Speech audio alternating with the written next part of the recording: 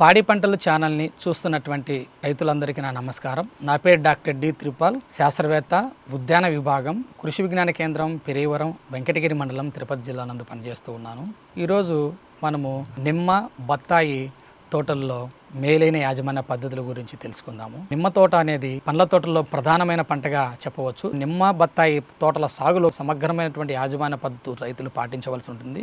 అందులో కొన్ని మనం గమనించినట్లయితే సమగ్ర ఎరువుల యాజమాన్యం చేపట్టాలి, అలాగే సమగ్ర నీటి యాజమాన్యము, మరియు కొమ్మలు కత్తిరింపులు, అలాగే అంతర కృషి, అంతర పంటల సాగు విధానము, వాడు పద్ధతి లేదా పూత నియంత్రణ పద్ధతులు, మరియు పిందె పూత రాలడాన్ని నివారించటము, అలాగే సస్యరక్షణ విధానాలు.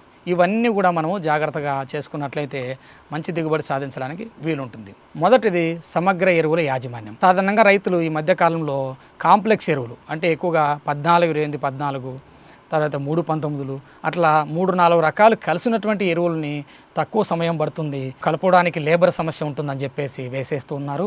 అది కూడా తక్కువ మోతాదులో వేస్తూ ఉన్నారు, ఎప్పుడు పడితే అప్పుడు వేస్తూ ఉన్నారు. సాధారణంగా ఎరువులు నిమ్మ, బత్తాయి తోటల్లో 2 దఫాలుగా వేయాల్సి ఉంటుంది. మొదటగా డిసెంబర్ లేదా జనవరి నెలలో మొదటి దఫగా వేసుకోవాలి, అలాగే మనకి జూన్ లేదా జూలై నెలల్లో 2వ దఫగా వేసుకోవాల్సి ఉంటుంది. ఇలా వేసుకున్నట్లయితే మంచి దిగుబడి సాధించడానికి వీలుంటుంది. అలాగే ఈ ఎరువుల మోతాదు కూడా రసాయన ఎరువులు 50% మరియు జీవన ఎరువులు 25%, సేంద్రియ ఎరువులు 25% చొప్పున వేసుకున్నట్లయితే చెట్లల్లో రోగాల యొక్క వ్యాప్తి అనేది తగ్గుతుంది, పంట యొక్క దిగుబడి అనేది పెరిగేటువంటి అవకాశం ఉంటుంది. అలాగే ఈ పచ్చిరొట్టు ఎరువులు కానీ లేదా పిఎండిఎస్ విత్తనాలు కూడా జల్లుకొని మనము ఈ నేలలో కర్బన శాతాన్ని పెంచుకోవచ్చు. ఉదాహరణకి జనుము, జీలుగా, పిల్లి పెసరు, ఉలవలు ఇట్లా మొదలగున విత్తనాలు ఒక ఎకరాకు దాదాపు 6 నుంచి 10 కేజీల వరకు సరిపోతుంది. మనం జల్లుకొని వాటిని 50% పూత దశలో ఉండగానే మనం నేలలో కలిదునినట్లయితే మంచి సేంద్రియ కర్బనం పెరగడానికి అవకాశం ఉంటుంది. అలాగే ఎరువుల యాజమాన్యం కూడా నిమ్మ, బత్తాయి తోటలో రైతులు శాస్త్రవేత్తలు సూచించిన మేరకు మాత్రమే వాడాలి. రసాయన ఎరువుల్లో మనకి ఎక్కువగా పిండి ఎరువులైనటువంటి 14-8-14 తర్వాత 10-28-10 ఇట్లా రకరకాల కాంబినేషన్లో రైతులు వాడడం జరుగుతుంది. ఆ ఎరువులను తగ్గించుకొని సూటి ఎరువులు మాత్రమే వేసుకుంటే మంచి దిగుబడి రావడానికి వీలుంటుంది. అలాగే వాటిలో పోషకాల యొక్క లభ్యత ఎక్కువ ఉంటుంది, రోగాల యొక్క వ్యాప్తి కూడా తక్కువ ఉంటుంది. ఈ పట్టికలో చూపించిన విధంగా మనం ఎరువుల మోతాదు బత్తాయి మరియు చీని నిమ్మ తోటల్లో వాటి యొక్క వయసును బట్టి పశువుల ఎరువు, అలాగే వేపపిండి, నత్రజని, urea, single super phosphate, potassium ఎరువుల్ని వేసుకోవాల్సి ఉంటుంది. ఇవి చెట్ల యొక్క మొదలకు తగలకుండా చెట్టు యొక్క మొదల దగ్గర నుంచి ఒక అడుగు దూరం పెట్టి అక్కడి నుంచి చెట్టు విస్తరించినంత వరకు పాది వేసుకొని ఆ పాదిలో మాత్రమే ఈ ఎరువులు సూచించిన మేరకు వేసుకోవాల్సి ఉంటుంది. అలాగే నీటి యాజమాన్యం, ఈ నీటి యాజమాన్యం కూడా రైతులు సమగ్రంగా పాటించవలసి ఉంటుంది. మనము ఇందులో ఇంకా డ్రిప్పు పద్ధతిలో నీళ్లు పెట్టినట్టయితే మంచి దిగుబడి సాధించడానికి, రోగాల వ్యాప్తి తగ్గించడానికి వీలవుతుంది. ఎక్కువగా ఈ నిమ్మ తోటల్లో పిందె దశ, పూత దశ మరియు కాయ అభివృద్ధి దశలో ఖచ్చితంగా నీటి ఒడిదుడుకులు లేకుండా ఇస్తే మంచి దిగుబడి రావడానికి అవకాశం ఉంటుంది. ఈ నీటిలో కూడా డ్రిప్పును ఎక్కువగా వాడడం వల్ల ఒక 15 నుంచి 20-30% వరకు నీటిని ఆదా చేయవచ్చు. అలాగే దిగుబడి పెరుగుతుంది, కలుపు నివారణ కూడా సాధించవచ్చు, పంట దిగుబడి కూడా బాగా నాణ్యతగా వస్తుంది. అదే నీటిని పారించే పద్ధతి పాటించినట్లయితే డబుల్ రింగ్ పద్ధతిలో నీరుని పెట్టడము మంచిది. అలాగే డ్రిప్పును వాడినట్లయితే నీరును పెట్టడంతో పాటు మనం ఎరువులు కూడా ఇవ్వచ్చు. ఈ ఎరువులు ఇచ్చేటువంటి విధానాన్ని ఫర్టిగేషన్ అంటాము. దీని ద్వారా మనకి ఖర్చు తగ్గుతుంది, ఎరువుల యొక్క శాతం వేసేటువంటి శాతం కూడా తగ్గుతుంది. మనము సూచించినటువంటి ఎరువుల్లో 70-80% వేసినా సరిపోతుంది. అలాగే దిగుబడి కూడా పెరుగుతుంది. అలాగే మరొక జాగ్రత్త కొమ్మ కత్తిరింపులు. సాధారణంగా రైతులు ఎప్పుడు పడితే అప్పుడు కొమ్మలు కత్తిరిస్తుంటారు. అలాగ చేయకుండా మనకి జూన్, జూలై మాసాలలో మనకి కొమ్మలు కత్తిరింపులు చేయాలి. అందులో నీటి పిలకలు అంటే నీటి మొక్కలు అంటాము, కింద అడుగు భాగం నుంచి వచ్చేటువంటి వేపుగా పెరిగేటువంటి నీటి మొక్కలు, వ్యాధులు వచ్చేటువంటి కొమ్మలు, ఎండిపోయినటువంటి కొమ్మలు, ఇలా అనవసరమైన కొమ్మలన్నీ కూడా కత్తిరించినాక వాటిపైన 1% బోర్డో మిక్చరు, దాన్నే మనం వాడుక భాషలో సున్నం మైంతుత్వం అని అంటుంటాం.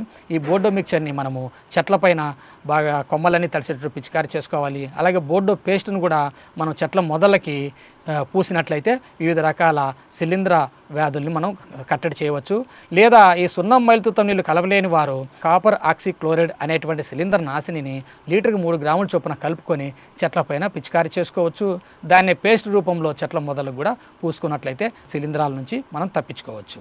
అలాగే కలుపు నివారణ, నిమ్మ తోటలో ఎక్కువ మంది రైతులు కలుపు నివారణ కోసం బ్యాన్ చేసినటువంటి కెమికల్ని మరియు వివిధ రకాల గడ్డి మందులను కూడా వాడుతూ ఉన్నారు క్షేత్రస్థాయిలో. కాబట్టి రైతులు గడ్డి మందును చాలా వరకు వాడకపోవడం మంచిది. తప్పనిసరి పరిస్థితుల్లో మాత్రమే గడ్డి మందు వాడాలి. ఈ గడ్డి మందు ఒకసారి స్ప్రే చేస్తే దాని వలన మనకు మేలు చేసే సూక్ష్మజీవుల యొక్క చనిపోవటము అనేది జరుగుతుంది. దాని ప్రభావం అనేది దాదాపు 5 సంవత్సరాల వరకు దాని నేలపైన ఉంటుంది. కాబట్టి గడ్డి మందు చాలా తక్కువగా కొట్టుకోవడం మంచిది. అందులో ఈ గడ్డి నివారణకు గాను డ్రిప్ పద్ధతిని అమర్చుకున్నట్లయితే కలుపు చాలా వరకు తగ్గుతుంది. అలాగే పాదుల్లో ఆర్గానిక్ మల్చింగ్ వేసుకోవడం మంచిది. మనకు పంటలో దొరికేటువంటి పంటల వ్యర్థాలు, మనం గడ్డి కానీ, ఎండిపోయినటువంటి గడ్డి కానీ, వరి నూక కానీ, వేరుశనగ పొట్టు కానీ, ఇలాగా మనకి పంటల నుంచి వచ్చేటువంటి వ్యర్థాలని ఒక 8 సెంటీమీటర్ల మందంలో చెట్ల మొదల్లో వేసుకున్నట్లయితే కలుపు సమస్య తగ్గుతుంది. నీరు కూడా త్వరగా ఆవిరవ్వకుండా ఉంటుంది. చెట్లలో దిగుబడి అనేది పెరగడానికి అవకాశం ఉంటుంది. ముఖ్యంగా ఈ పద్ధతిని వేసవిలో చేసుకుంటే మంచి ఫలితాలు రావడం జరుగుతుంది. అలాగే కలుపు నివారణకు గాను ప్లాస్టిక్ మల్చింగ్ కూడా చేస్తూ ఉంటారు. ఇది కొంచెం మెయింటెనెన్స్ అనేది కష్టంగా ఉంటుంది. 100 మైక్రాన్ల ప్లాస్టిక్ మల్చింగ్ మనం నిమ్మ తోటల్లో వేసుకోవడానికి అవకాశం ఉంటుంది. కాకపోతే ఇది నిర్వహణ అనేది కొంచెం కష్టంగా ఉంటుంది కాబట్టి సేంద్రియ పద్ధతిలో ఉండేటువంటి ఆర్గానిక్ మల్చింగే మంచిదిగా చెప్పవచ్చు. అలాగే చెట్ల పాదుల్లో కూడా మనము వివిధ రకాల PMDS విత్తనాలు కూడా వేసుకొని చెట్ల పాదుల్లో పెంచుకొని 40 రోజుల తర్వాత, అంటే పూత దశలో ఉండగానే ఆ పాదుల్లో వాటిని పీకేసి వాటిని ఆ చెట్ల పాదుల్లో వేసేసి అట్లే కప్పేసి దానిపైన సూపర్ ఫాస్ఫేట్ కొంచెం జల్లామంటే కుళ్ళిపోవడం జరుగుతుంది. దీని ద్వారా కలుపు అనేది తగ్గుతుంది. అలాగే చెట్లకి అది కుళ్ళిపోయి ఎరువుగా మారి చెట్లకు దిగుబడి పెరిగేటువంటి అవకాశం ఉంటుంది. అలాగే కెమికల్ పద్ధతిలో అంటే గడ్డి మందుల ద్వారా కలుపు నివారణ అనే దానికి మనం గమనించినట్లయితే ఆక్సిలిఫ్లోరోఫిన్ అనేటువంటి గడ్డి మందుని 100 లీటర్లకి 1 లీటర్ చొప్పున కలుపుకొని పిచికారి చేసుకున్నట్లయితే మనకు గడ్డిని సమర్థవంతంగా నివారించుకోవచ్చు. అలాగే ఎక్కువ మంది రైతులు నిమ్మ, బత్తాయి తోటల్లో అంతర పంటలు సాగు చేయకుండా గడ్డితో ఇబ్బంది పడుతూ ఉంటారు. కాబట్టి అంతర పంటలుగా మనకి వివిధ రకాల కూరగాయలను సాగు చేసుకున్నట్లయితే మనం అదనపు ఆదాయాన్ని సాధించవచ్చు. అలాగే దానితో పాటు ఈ కలుపు సమస్య కూడా నివారణ చేయడానికి వీలవుతుంది. ఈ 5 సంవత్సరాల లోపు ఉన్నటువంటి చీని మరియు నిమ్మ తోటలలో మనకి ఎక్కువ స్థలం అనేది అందుబాటులో ఉంటుంది. ఖాళీగా ఉన్నటువంటి ప్లేస్లో గడ్డి రాకుండా ఉండాలంటే అంతర పంటలు మనకి వేసుకోవడం మంచిది. అందులో కొన్ని మంచి దిగుబడి ఇచ్చేటువంటి అంతర పంటలు కూడా మనము క్షేత్రస్థాయిలో ప్రయోగాల ద్వారా చూడడం జరిగింది. అందులో వేరుశనగ మరియు మినుములు, అలాగే బీర మరియు బీన్స్, బంతి, దోస, పుచ్చ ఇలాంటి పంటలన్నీ కూడా మనం అంతర పంటలకు వేసుకోవచ్చు. అలాగే కొన్ని రకాల పంటల్ని మనం అంతర పంటలుగా వేసుకోకూడదు. అలాంటి వేసినప్పుడు ప్రధాన పంట అయినటువంటి నిమ్మ తోటకి లేదా బత్తాయి తోటకి రోగాలు వచ్చేటువంటి అవకాశం ఉంటుంది. అందులో ఉదాహరణకి టమాటా, మిరప, వంగ, బెండ ఇలాంటి పంటల్ని మనం వేసుకోవటం వల్ల నులి పురుగులు వచ్చేటువంటి అవకాశం ఉంటుంది. తద్వారా మొత్తం తోటే నాశనం అయిపోయి పంట పూర్తిగా కోల్పోయే అవకాశం ఉంది. కాబట్టి ఈ పంటలను వేసుకోకూడదు. అలాగే నిమ్మ తోటల్లో వాడు పెట్టడం అనేటువంటి ఒక పద్ధతి ఉంది. దీన్ని బహార్ పద్ధతి అంటారు. నిమ్మ తోటల్లో నిమ్మ చెట్లు పూతకు రావడానికి ఒక 15 నుంచి 20 రోజులు చెట్లకి నీరు పెట్టకుండా ఎండబెట్టడం జరుగుతుంది. తర్వాత లైట్గా ఎరువులు వేసేసి లైట్ తడులు ఇవ్వడం జరుగుతుంది, నీళ్లు పెట్టడం జరుగుతుంది. తద్వారా నిమ్మ తోటల్లో లేదా బత్తాయి తోటల్లో పూతకొచ్చి కాయలు రావడానికి అవకాశం ఉంటుంది. దీన్నే బహారు పద్ధతి లేదా వాడుగట్టడం అంటారు. కాకపోతే నెల్లూరు మరియు తిరుపతి జిల్లాలో ఎక్కువగా ఈశాన్య ఋతుపవనాలు చాలా ఎక్కువగా వస్తుంటుంది. దాని ద్వారా నవంబరు, అక్టోబర్ నుంచి డిసెంబర్ నెలల వరకు ఎక్కువగా వానలు వస్తూ ఉంటాయి.